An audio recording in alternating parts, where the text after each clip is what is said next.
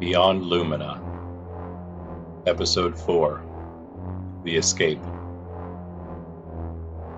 The commander of the Scion came to his senses once more and looked around. Poisoned again, he thought.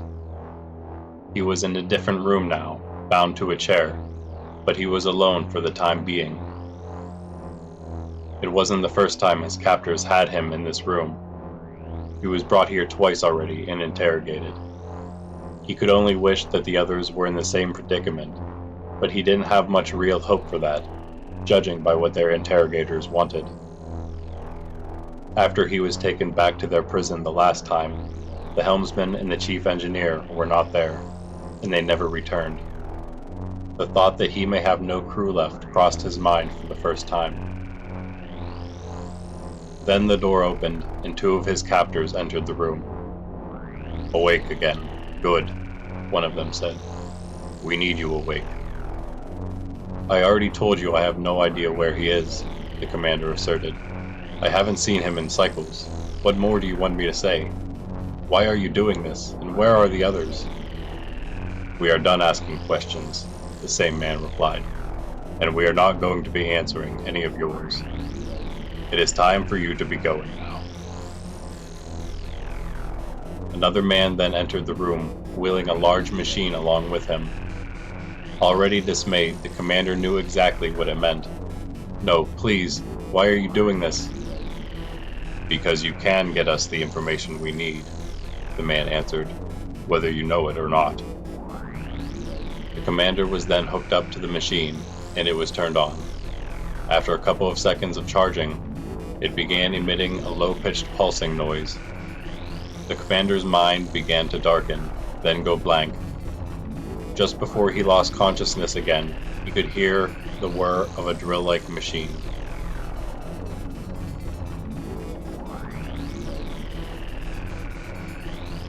"Reese, get up!" The icy voice of Master Sergeant Maloon came from the other side of Bala's door, after a knock had roused her from her sleep. "The commander wants to see you, now." "Right," Bala said sleepily. "I'm on my way." Maloon had already left.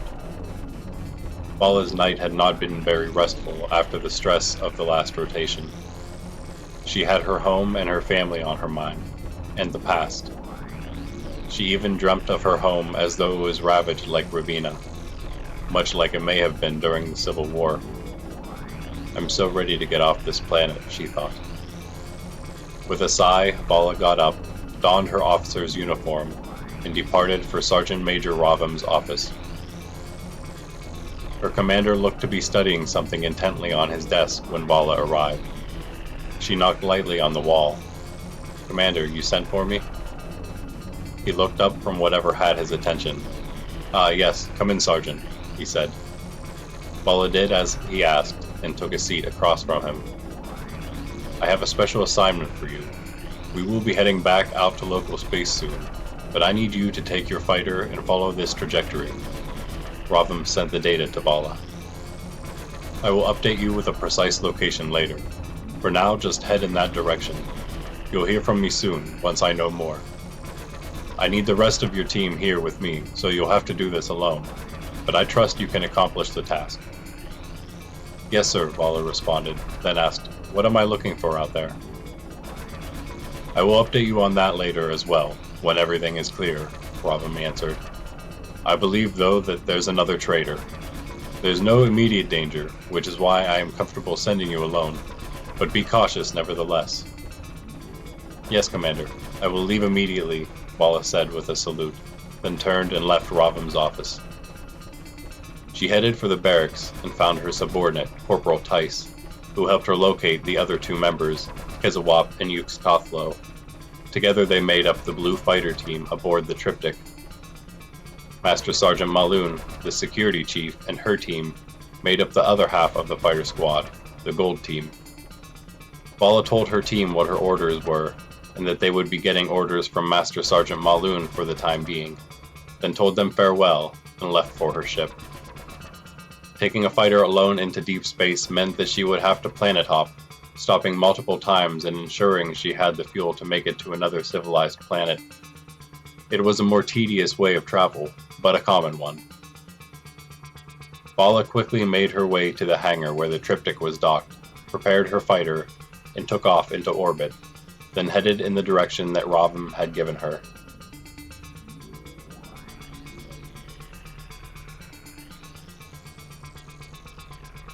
Aezic and the mercenaries watched the asteroid outpost fade from view as they quickly made their escape aboard the Royal Ascendancy battleship. The mood was a solemn one, however, as they passed the wreckage of the runner floating nearby as they retreated, no doubt with Hawk among it. Because they had lost one of their crew, Zario took the helm. Usion had gone to clear the rest of the ship, making sure there were no Ascendancy aboard with them. "So any ideas where we can go?" Zario eventually asked Aezic. "We didn't really plan to become outlaws with you, but here we are." "You're telling me you have no planet you operate from? There aren't any more of you?" Aezic asked. "No, it's just us," Zario answered. "And no, we don't have any secret base or anything. We're just a small band of mercenaries. We had a ship, but there's no way we can get that back now. It's in Animov." No wonder we didn't bring any extra crew members with us to the outpost, Aezic thought. There weren't any more.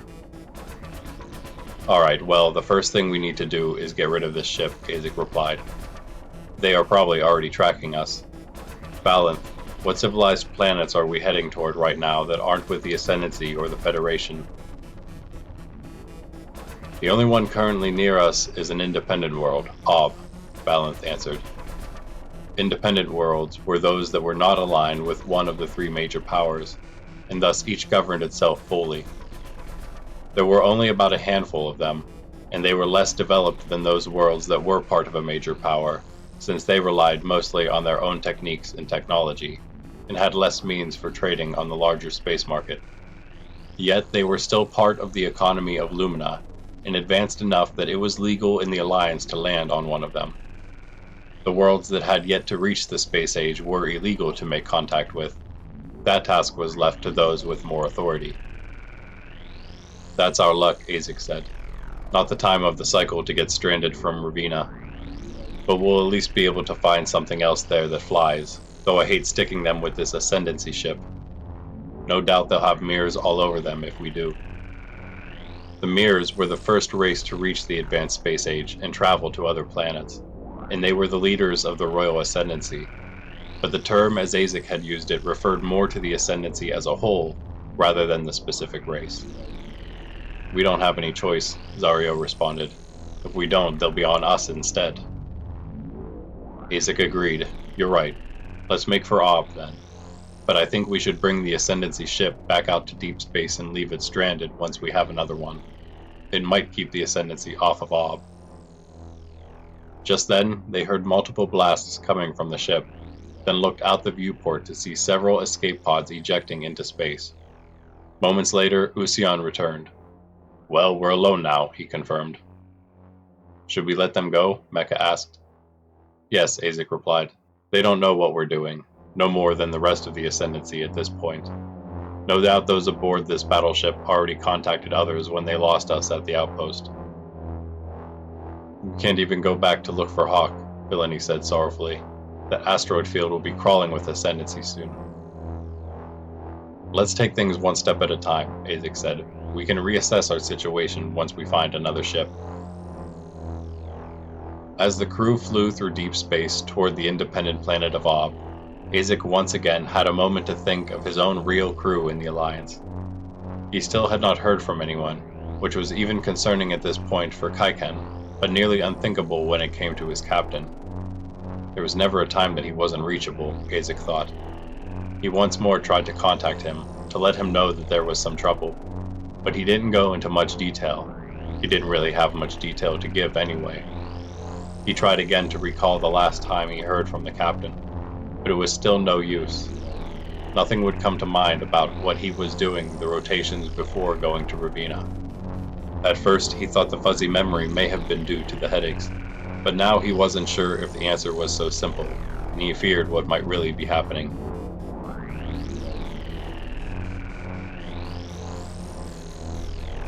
Ravim, Malun, and her team made their way to the triptych.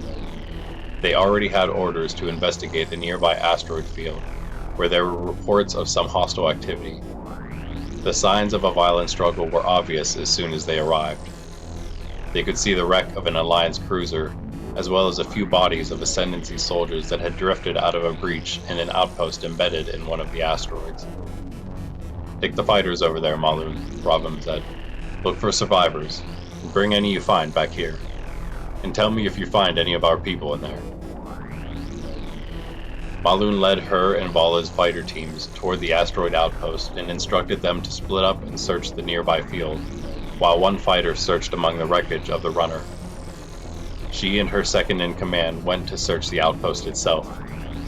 They docked their fighters on either side of the breach, then entered the outpost. All they saw were the lifeless bodies of all the Ascendancy soldiers that had been exposed to the void of space when the breach had opened.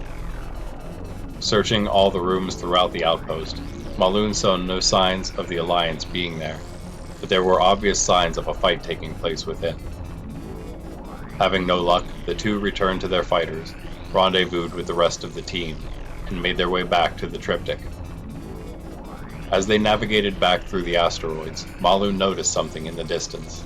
Several things, in fact. "Corporal, do you see that?" she asked. "Aye, Commander," her subordinate confirmed. Malun contacted Ravim back on the carrier. "Sir, it looks like something is approaching our location. Are you scanning anything incoming?" Ravim, who had been observing everything from the bridge of the triptych, responded. "Yes, Sergeant. Just appeared now. Looks like escape pods."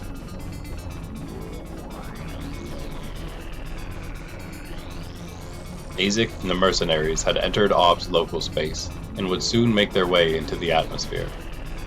"No directions from on-world," Villainy said, "but I guess we shouldn't expect much else from such an uncivilized place." "Just look for one of the bigger cities," Aezic instructed Zario. "They'll have places to dock." They entered the atmosphere of Ob, a very green and wet planet, and also rather large compared to most others in Lumina's system.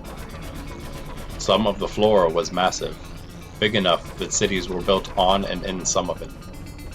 Sure enough, when they came upon one of the larger cities, one of several capitals of the world, based on the information Aezic had about it, they found an unused docking bay and put the Ascendancy ship down. They all breathed a sigh of relief, thinking they had safely escaped. But just after they landed, a large group of what they could only assume were soldiers emerged from a nearby building. Leading them, however, was not a soldier, perhaps a diplomat or political leader, Aezic thought. "Easy," Aezic said. "There shouldn't be any reason to start a fight." Once the ship was docked, they cautiously unboarded, with Aezic leading the group. They didn't get far before the one leading the soldiers spoke. "That's far enough," he shouted in a quivering voice. "We don't want any trouble here, but we don't have any business with other worlds. You must leave at once." "Please," Aezic implored him, "let me explain. We aren't from the Royal Ascendancy." "Yes, I can tell by your uniform," the man replied. "We may be less developed here than you, but I am no fool. I know a Free World Alliance officer when I see one." "Real nice," Zario muttered to Aezic. "We don't mean any harm," Aezic said. "We just need a ship, then we will take it in this one and leave you alone." "And what do I tell the Ascendancy when they ask me why I helped someone who hijacked one of their ships?" the man asked. "Commandeered," Zario clarified for him. "Please," Aezic tried again. "There's no need for the Ascendancy to know you helped us. Just let us purchase a ship and we will be on our way. No one will know." "You really do think I'm a fool," the man scowled. "I know quite well that all of you major powers have your eyes and ears in every corner of this system. The Ascendancy probably already knows you're here and is coming for you." "This guy is nuts," Zario said. "I don't think we're going to get anywhere with him. Can we just go somewhere else on this planet and try to steal a ship?" "No, just wait," Aezic answered. "This guy is right about one thing, though," he thought. "The Ascendancy is probably on their way here for us." "Then if you won't help us," Aezic addressed the Obian man again, "then we'll be forced to take a ship, and I know that you don't have the means to stop us, especially while we have this battleship. And I suppose you won't be calling the Ascendancy for help, since you don't seem to want anything to do with any major power. So either let us take a ship, or this will get messy. Aezic didn't like to stoop to such intimidation tactics, but this man was an easy read, and he knew it would be enough to get a ship without any conflict. Okay, fine, the man said, as Aezic predicted. Please, just take one and go, quickly. When they come, I am going to tell them that this was forced. That's fine, Aezic replied, relieved. Just take us to a ship and we will be out of here. The man, who was the governor of the region, took them inside the spaceport, where there were only a few ships. There aren't many to choose from, he said. It's not like we have the funds and materials to throw around like you people. I would offer you something else, Aezic said, but all I can give you are alliance notes. I'm not sure how useful that is to you here. Well, the governor started. It's better than nothing, I suppose, for all this trouble. Aezic gladly paid him a good sum of notes, alliance credit, much more than the hunk of junk was worth, and the crew was able to depart without wasting too much time, since the governor wanted them gone just as quickly. Valanth, Villainy, and Usian took the Ascendancy battleship, while Aezic and the others took the new ship back out to space. They headed toward deep space once more, where they would dump the battleship. Okay, so what now? Zario asked while they were leaving orbit. Do we just wander aimlessly, trying to avoid the Ascendancy? I don't know what you plan on doing, Aezic replied, but I have other duties I need to see to, not to mention I'm still trying to find my family. Yeah, the only information I can give you about that, Zario said, is that I wasn't lying when I said they thought your brother was alive somewhere. That's really all I know that would help you. That, and that the Ascendancy has spies on Ravina, and even in the Alliance, just like that crazy dude said. And unfortunately, many of your people were really taken by the Ascendancy. What about Hawk? Mecca asked.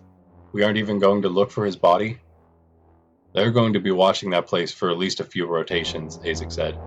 Even if you found him, there's hardly any chance you would make it out anyway. Now that we have a ship, we should go to a free world.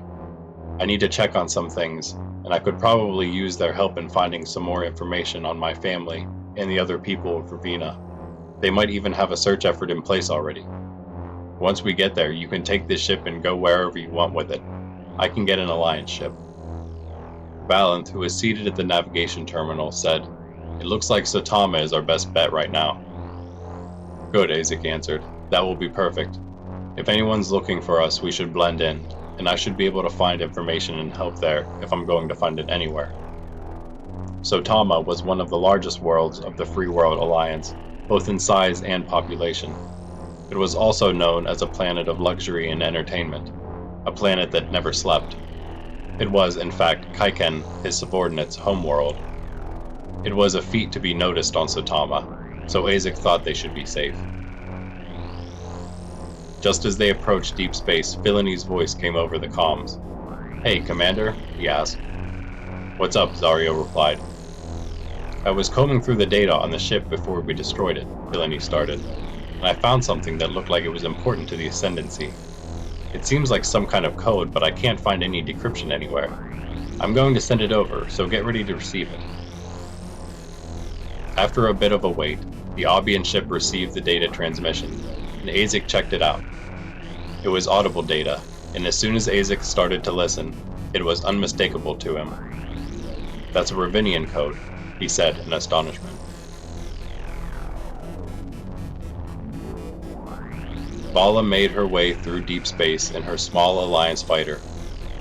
It is much different, she thought, flying through deep space alone than with the crew. There was a silence and emptiness about it that seemed unending in the vast darkness of the universe. It offered a lot of time for thinking. She thought back to Ravina and the rest of the squad, who had probably gone back to local space by now. Then she thought about Aezic, whom she had only met briefly, but also someone whom she had been asked to watch. She didn't really know why, only an inkling that it had to do with everything happening on Ravina, and she also didn't know much about him either. From the time I spent with him, she thought, he seems like a good person. He was loyal. He only wanted to find his family. Nothing about it seemed made up. But she trusted her commander, as well as those he served under. And they must trust me, she thought again, if they would give me this mission. She was still mostly in the dark about what that mission was, but she knew that Ravim would not put her at risk, and she trusted she would know more in time. Just then the Sergeant Major's voice came over her comms. "Come in, Bala." "Yes, Commander," she responded. "I have a location for you," he said. "Head toward the independent planet of Ob."